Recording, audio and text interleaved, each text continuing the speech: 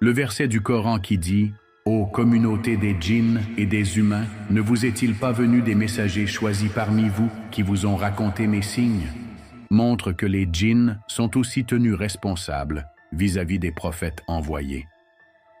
Selon l'avis de la grande majorité des savants, après le prophète Adam, paix sur lui, les prophètes envoyés aux djinns étaient des prophètes humains, c'est-à-dire qu'aucune mission prophétique distincte n'a été donnée spécifiquement aux djinns après l'homme.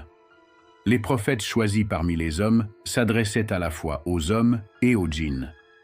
Dans ce contexte, le fait que le messager d'Allah, paix et bénédiction sur lui, ait été envoyé non seulement aux hommes mais aussi aux djinns est établi par de nombreux versets et récits.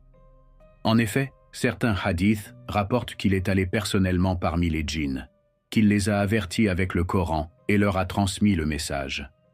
Par conséquent, le prophète Mohammed était le dernier prophète des djinns autant que de l'humanité.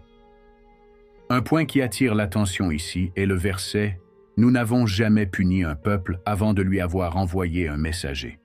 Selon ce principe, puisque les djinns sont responsables, des prophètes leur ont nécessairement été envoyés. Cela renforce la possibilité que, avant le prophète Adam, des prophètes issus d'eux-mêmes aient pu être envoyés aux djinns. Car alors que les hommes n'étaient pas encore sur terre, il existait déjà un ordre et une épreuve distincts pour les djinns. Avec le temps qui avançait, les peuples de djinns se multiplièrent sur terre. Certains d'entre eux se tournèrent vers l'adoration, mais d'autres devinrent des transgresseurs. L'orgueil, l'ambition et l'oppression causèrent la perte de nombreux peuples. Selon les récits, Allah le Très-Haut envoya ses anges pour anéantir ces communautés de djinns qui s'étaient écartées de la voie de la vérité. Les armées de lumière descendant du ciel affrontèrent les djinns dans les forêts brumeuses et les vallées fissurées. Dans ces guerres, des milliers de djinns furent anéantis. Les survivants s'enfuirent et se cachèrent dans les recoins des montagnes, au fond des mers et dans les vides obscurs des cavernes.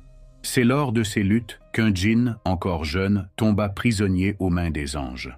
Ce djinn se distinguait des autres par ses caractéristiques uniques.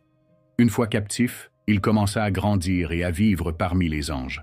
Dans leur environnement empli de lumière, il se tourna intensément vers l'adoration, à tel point qu'il passait ses nuits en prosternation et ses jours en évocation, dhikr. Par son obéissance,